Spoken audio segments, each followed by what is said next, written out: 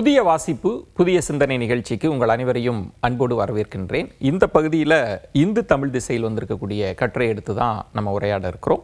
திரு MS அவர்கள் தான் இந்த கட்டுரையை எழுதியிருக்கிறார். இந்த கட்டுரை பேசக்கூடிய பேசுபொருள் என்பது அண்ணா பல்கலைக்கழக விவகாரம், FIR கசிந்தது எப்படி, அதில் இருக்கக்கூடிய பின்னணி பற்றி தான் இந்த கட்டுரை எழுதியிருக்கிறது. இது குறித்து உரையாடுவதற்காக வழக்கறிஞர் திரு இளங்கோவன் அவர்கள் வந்திருக்கிறார். வணக்கம் திரு இளங்கோவன்.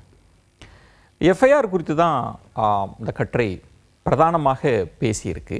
ஆனாலும் அதற்கு தொடக்கமாக இந்த கட்டுரையில் பேசியிருப்பது இந்த குற்ற பின்னணி உள்ளவர், குற்றம் சாட்டப்பட்டவர் 26 வழக்குகளில் தொடர்புடையவர் அப்படின்னு சொல்கிறாங்க. 26 வழக்குன்னு காவல்துறை அதிகாரியும் அதை தான் உறுதி செஞ்சிருக்கிறார். இது இந்த வழக்கிற்கு என்ன வலு சேர்க்கும்னு நினைக்கிறீங்க? இந்த 26 வழக்கு பின்னணி இதுதான் முதன்முறையாக இருந்தாலுமே இது ஒரு கொடூரமான குற்றம். ஒரு நபர் ஒரு பாலியல் வல்லுறவு புகாரில் சிக்குகிறார் அப்படின்னாலே அது மிகப்பெரிய குற்றம் தான். இது முதல் விஷயம். இதில் கவனிக்கத்தக்கது என்னன்னா, இந்த நபரின் மீது ஒன்றிற்கு மேற்பட்ட வழக்குகள் இருக்கு அப்படி வச்சுக்கலாம். ஒன்றா இரண்டா, ஒன்றிற்கு மேற்பட்ட வழக்குகள். இப்போ ஒன்றிற்கு மேற்பட்ட வழக்குகள் உள்ளவர் இவர் மட்டுமல்ல என்பதை தான் நம்ம பல விதங்களில், கொலை வழக்கெல்லாம் பார்த்தீங்கன்னா, குண்டர் சட்டம்லாம் பார்த்தீங்கன்னா ஒன்றுக்கு மேற்பட்ட கொலை வழக்கு வைத்திருப்பவர்களும் இருக்காங்க. இது ஏன் நிகழுது அப்படின்னு வரும்பொழுது, காவல்துறை நீதித்துறை இவர்கள் இருவரும் லா என்ன சொல்லுதோ அதை முழுமையாக கடைபிடிக்காத தன்மைன்னு தான் என்னது அனுபவம் as a lawyer. And I keep repeating it. நான் இதை பல நிகழ்வுகளில் நீதிமன்றங்கள்லையும் சொல்லியிருக்கேன். என்னென்னா, உங்களுக்கு முதல் வழக்கில் பிணை தரும் பொழுது லா என்ன சொல்லுதுன்னா, நீங்கள் ஒரு நிரபராதி, உங்கள் மீது ஒரு புகார் வந்திருக்கு, பார்க்கலாம், நிரூபிக்கப்பட்டால் தான் நீங்கள் குற்றம் செய்தவர் அப்படின்னு வருதுன்ற ஒரு நம்பிக்கையில் சட்டம் உங்களுக்கு பிணை வழங்குது. அப்படி வழங்கும் பொழுது சட்டமே என்ன சொல்லுதுன்னா, இது போன்ற வழக்குகளில் மீண்டும் உங்கள் மீது சந்தேகமோ புகாரோ வந்தால் உங்கள் மீது அதாவது இந்த கண்டிஷன், இது ஒரு கண்டிஷன் வரக்கூடாது என்பது ஒரு நிபந்தனை. அப்போது இரண்டாவது வழக்கு வரும்பொழுதே காவல்துறை என்ன செய்யணும்னா, முதல் வழக்கு பிணையில் வந்தது ஜாமீன் கேன்சல் பண்ணுறதுக்கு, பிணை கேன்சல் பண்ணுறதுக்கு நடவடிக்கை எடுக்கணும். அதே போன்று நீதிமன்றங்களும் இரண்டாவது வழக்கு வரும்பொழுது முதல் வழக்கில் ஏன் ஜாமீன் கேன்சல் பண்ணலன்னு காவல்துறையை கேட்கணும். ஆனால் 1, 2, 3, 4, 5 கொலை வழக்குகள் வைத்துள்ளவர் என்றெல்லாம் சர்வசாதாரணமாக நம்ம செய்தியை படிக்கிறோம். இதை எந்த கேள்வியும் இல்லாமல் நீதிமன்றங்களும் குண்டர் சட்டம் போட்ட உடனே அதை விசாரிக்கிற மாதிரி இருக்காங்க, யாரும் கேட்பதில்லை. அப்படிப்பட்ட ஒரு நிகழ்வில் தான் இப்படிப்பட்ட நபர்களை நீங்கள் பார்க்குறீங்க. அப்போ இந்த மாதிரி ஒரு நிகழ்ச்சியில் இவர் மீது ஒன்றுக்கு மேற்பட்ட 10, 26 வழக்குகளோ இருக்கு, இவர் எப்படி நடமாடுகிறார் என்கிற கேள்வி எழுகிறது. அந்த கேள்வி தான் கட்டுரையாளருமே எழுப்பியிருப்பது. எப்படி இவர் சுதந்திரமாக நடமாடிட்டு இருக்கிறாரு, அவர் மேல ஒரு கண்காணிப்பு இருக்காதான்ற துணி இருக்கு. பொழுதும் என்ன கேள்வி எழணும்னா, இந்த புகாருக்கு பிறகாவது அவர் மீது உள்ள வழக்குகளில், அவர் பிணையில் உள்ள வழக்குகளில் பிணை நீக்குவதற்கு காவல்துறை நடவடிக்கை எடுத்துள்ளதா என்பதுதான் பத்திரிகை துறையிலிருந்து கேள்வியா கமிஷனர்கிட்ட இருக்கணும். காவல்துறை ஆணையர் ஒரு பிரஸ் மீட் கொடுத்தார் இல்லைங்களா, அதில் இந்த கேள்விகளை நாம் எழுப்பி இருக்கணும். நீங்க சொல்வது முக்கியமானது. அந்த பழைய வழக்கின் பின்னணி என்ன, அதில் என்ன நடவடிக்கை எடுத்திருக்கிறாங்க, எடுக்கப்பட்டிருக்கிறது, இனி என்ன பண்ண போறீங்கன்ற cancellation of bail is a provision இருக்கு. ஒரு நிபந்தனையை மீறுகிறார் என்றால் அந்த பிணையை நீங்கள் ரத்து செய்யலாம். இப்போ அவர் நிபந்தனையை மீறி இருக்கார், ஒரு குற்றத்திற்கு மேல மறு குற்றம் செய்திருக்கான்னு ரெக்கார்டு இருக்கு, அவர் ஹிஸ்டரி ஷீட்டரா இருக்கார் அந்த ஸ்டேஷன்ல. அப்படி என்னும் பொழுது ஏன் அவர் மீதான முந்தைய பிணைகளை ரத்து செய்ய காவல்துறை நடவடிக்கை எடுக்கவில்லை என்கிற கேள்வியை நாம் எழுப்பணும், பிரதானமாக எழுப்பணும்ன்றது. கட்டுரையாளரும் என்ன சொல்றாரு அப்படின்னா, 26 வழக்கில் அவர் குற்றம் சாட்டப்பட்டவராக இருக்கிறாரு, அந்த பின்னணி உடையவராக இருக்கிறாரு. ஆளும் தரப்பு அல்லது காவல்துறை ரெண்டையும் அவர் எப்படி கொஸ்டின் பண்றாருன்னா, அவர் பாட்டும் சுதந்திரமா திரிஞ்சிட்டு இருக்கிறாரு, அரசியல் பிரமுகர்களோடு அவர் ஃபோட்டோ எடுத்துக்கிறாரு. அவர் போறாரு அப்படின்னா, இப்போ கட்சிக்காரங்க என்ன சொல்கிறாங்கன்னா, எங்களுக்கு எப்படிங்க தெரியும் 1000 பேர் ஃபோட்டோ எடுக்கிறாங்க அப்படின்னு. காவல்துறை இதை கண்காணிச்சிருக்கோம்ல இந்த ஃபோட்டோஸ் எல்லாம், அது எப்படி புரிஞ்சு? அதுக்கு நீங்கள் ஒன்றும் செய்ய முடியாது இல்லையா. ஒருவர் மீது புகார் இருக்கு, அவர் ஒரு வரலாற்றில் அவர் மீது குற்றப்பதிவு வரலாறு இருக்கு, ஹிஸ்டரி ஷீட் குற்றப்பதிவு வரலாறு இருக்கு, இது காவல்துறைக்கு. ஆனால் அந்த நபருக்கு வாக்குரிமை பறிக்கப்படலை, மற்ற ஜனநாயக உரிமைகள் பறிக்கப்படவில்லை. அப்படி இருக்கும் பொழுது அவருடைய அரசியல் சார்பை காவல்துறை எந்த விதத்திலையும் கேள்வி எழுப்ப முடியாது. இப்போ முக்கியமான அமைச்சர்களோடு அவர் புகைப்படம் எடுக்கிற போதெல்லாம் இன்டெலிஜென்ஸ் வந்து எதுவும் கொஸ்டின்லாம் பண்ண மாட்டாங்க, ரிப்போர்ட் பண்ண மாட்டாங்களா? உங்களுக்கு ஒரு சொல்கிறேன். ஒரு முன்னாள் IPS ஆஃபீஸராக ஒரு கட்சியினுடைய மாநில தலைவர் இருக்கார். அவர் தெரிந்தே பல குற்றப்பதிவு வரலாறு உள்ள நபர்களை தன் கட்சியில் சேர்த்தார்னு படிச்சிருக்கீங்கல்ல. என்ன செய்வீங்க அப்படி இருந்தா? அப்படிப்பட்ட அரசியல்ல இருக்கும்போது என்ன செய்வீங்க? ஸோ இதற்கு நம்ம கட்சியை குறை சொல்ல இயலாது.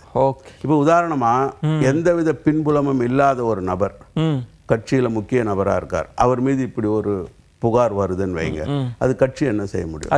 ஸோ இதை எடுத்து கட்சிக்கு அதுதான் நீதிமன்றமும் அந்த தீர்ப்புல சொல்லியிருக்காங்க.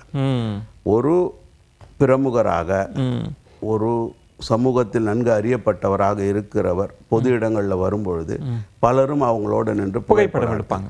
இதை ஒட்டி ஒருவர் மீது கரை சேர்த்தல் கூடாதுன்றத நேர்மையாக நீதிபதிகளே சொல்லியிருக்காங்க. எங்க கூட தான் பல பேர் போட்டோ எடுத்துக்கிறாங்க. நாளைக்கு அவங்க மீது ஒரு புகார் வருதுன்னா அதுக்கு பொறுப்பாக்கலாம். ஸோ அதல்ல இங்க உள்ள பிரச்சனை. அந்த நீங்க சொல்வது வந்து பிணை, அதை என்ன நடவடிக்கை சட்ட ரீதியாக இப்போ அதற்கு அந்த கட்சி தடையாக இருக்கிறதா கேள்வி கேட்கலாம். அதான் முக்கியமானது. அடுத்து இதில் நம்ம பிரதானமாக பேச வேண்டியது இந்த FIR விவகாரம். அது கசிந்தது, அது வெளியில் வருது, எல்லாரும் மீடியாக்கள் எல்லாம் வந்துருச்சு.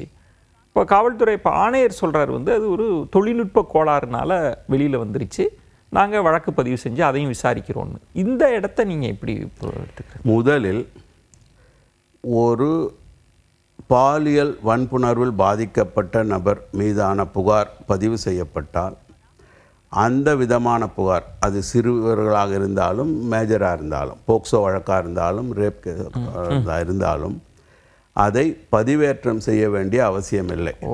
அப்படிப்பட்ட வழக்குகள் அல்லாத முதல் தகவல் அறிக்கைகளைத்தான் 24 மணி நேரத்திற்குள் பதிவேற்றம் செய்ய வேண்டும் என்று ஒரு தீர்ப்பில் உச்சநீதிமன்றம் சொன்னாங்க.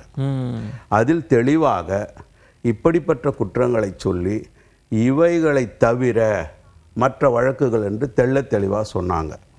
அப்போ காவல்துறை ஆணையர் சொல்லும் பொழுது இது பதிவேற்றம் செய்திருக்க வேண்டிய அவசியமே இல்லை எனும் பொழுது ஏன் பதிவேற்றம் செய்தார்கள் என்பதற்கு அவர் விளக்கம் சொல்றோம். Technical glitz. இதுதான் என்னுடைய புரிதல். இப்போ சமீபத்தில் இந்த வழக்கில் உயர்நீதிமன்றம் அளித்த தீர்ப்புல 2 தீர்ப்புகளை மேற்கோள் காட்டியிருக்காங்க, உச்சநீதிமன்ற தீர்ப்புகளை. அந்த 2 தீர்ப்புகளுமே தெளிவா சொல்லியிருக்கு. அதை பார்த்தாலே காவல்துறை ஆணையர் சொல்லுவது ஏற்கத்தக்கதல்ல அப்படின்னு தெரியும். இது வந்து நீங்க சொல்வது மாதிரி அரசியல் சட்டப்பிரிவு 21 பாதிக்கப்பட்ட பெண்ணின் அடையாளத்தை பாதுகாக்கணும், கற்றையாளர் இதையெல்லாம் குறிப்பிடுறார். 2019ஆம் ஆண்டில் பாலியல் வழக்கில் என்ன நடைமுறை பின்பற்ற வேண்டும்ன்ற தெளிவான வழிகாட்டுதல்கள் இருக்கு அப்படின்றப்ப அது எப்படி மீறப்படுறது? தவறு. இப்போ அதுக்கு தான் காவல்துறை பதிலளிக்கணும். அரசிற்கும் சரி, நீதிமன்றத்திற்கும் சரி, மக்கள் மன்றத்திற்கும் தெளிவான பதிலை காவல்துறை சொல்ல வேண்டும். இந்த கற்றையில் அல்லாத ஒன்று, ஆனால் பொதுவெளியில் வந்து பேசப்பட்டதுனால FIR படிக்கிற போது பல விமர்சனம் எதிர்கட்சி தலைவர்கள்லாம் சொன்னது வந்து என்ன ஒரு விரசகதை மாதிரி அப்படியேவா எழுதுறது, இதை மாற்றி எழுதியிருக்கணும்னு சொல்கிறாங்க. ஆனால் காவல்துறை ஆணையர் சொல்கிறார் நீங்கள் எல்லாரும் புரியாமல் பேசுகிறாங்க, FIRல என்ன சொல்கிறாங்களோ அதை அப்படியே எதையும் மாற்றாமல் எழுத வேண்டியது எங்கள் கடமை அப்படின்னு சொல்கிறார். சட்டம் எப்படி பார்க்க? என்ன கேட்டால் காவல்துறை ஆணையர் இதில் சொன்னது சரின்னு தான் சொல்லுவேன். ஏன்னா பல வழக்குகளில் நான் ஒரு டிஃபென்ஸ் லாயராக ஆஜராக முதல் தகவல் அறிக்கையில் ஏதாவது மாற்றங்கள் செய்யப்பட்டிருந்தால் அது வழக்கில் பாதகமாக அமையும். ப்ராசிக்யூஷன் அரசு தரப்பு தங்கள் வழக்கை குற்றத்தை நிலைநாட்ட முற்படும் பொழுது முதல் தகவல் அறிக்கையிலேயே ஏதாவது மாற்றங்கள் செய்திருந்தால் அது பிறகு வழக்கை பாதிக்கும். அப்போ முதல் தகவல் அறிக்கை என்பது வரக்கூடிய முதல் தகவல். ஆனால் இப்படிப்பட்ட புகாரில் ஒரு நபரின் அடையாளங்கள் அனைத்தையும் எழுத வேண்டிய அவசியமா என்பது கேள்வியாகிறது. இன்ன காரணத்திற்காக அவரது புகார் மனுவில் இருக்கலாம், ஆனால் முதல் தகவல் அறிக்கையில் மறைக்கப்படலாம். இங்கே இருக்கிற பெரிய சிக்கல் இன்றைக்கு டிஜிட்டல் ஃபுட் பிரிண்ட்டை வந்து நீங்கள் அழிக்கவே முடியாது. ஒன்ஸ் அது பரப்பிட்டாங்க அப்படின்னா அது போய் சேர்ந்துடும், அதை உங்களால் தடுக்கவே முடியாது. இன்னைக்கு பரப்புவோர் மீதெல்லாம் சட்டப்படி நடவடிக்கை எடுப்போம் அப்படின்னு சொல்கிறாங்க. இந்த வழிகாட்டு நெறிமுறைகள் இல்லாமையே பலர் பரப்புற தன்மையும் நம்ம பார்க்கிற கூடிய விஷயம் இருக்கு.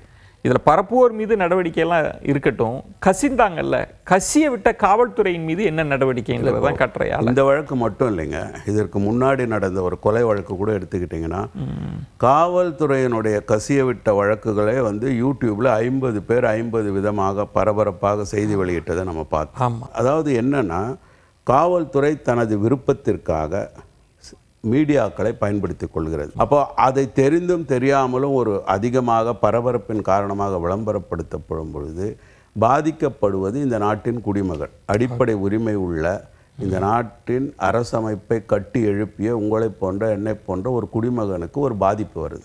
அதைத்தான் சமீபத்திய தீர்ப்பில் சென்னை உயர்நீதிமன்றம் தெள்ள தெளிவாக எடுத்து சொல்லியிருக்காங்க. இது மிக சிறந்த ஒரு தீர்ப்பு. அதில் எழுதப்பட்டுள்ள பெண்ணின் உரிமைகள் என்ன, பெண் எப்படி சமூகத்தில் சம அந்தஸ்து உள்ளவங்க, கண்ணியம் உள்ளவங்க, அவங்க கண்ணியம் எப்படி இவைகளெல்லாம் இன்னமும் மீடியாவில் வரல. அதை விட்டு அரசியல் சார்ந்த விஷயங்களாக தான் இந்த வழக்கை அவரவர் நன்மைக்கு கொண்டு செல்லுகிறார்கள்.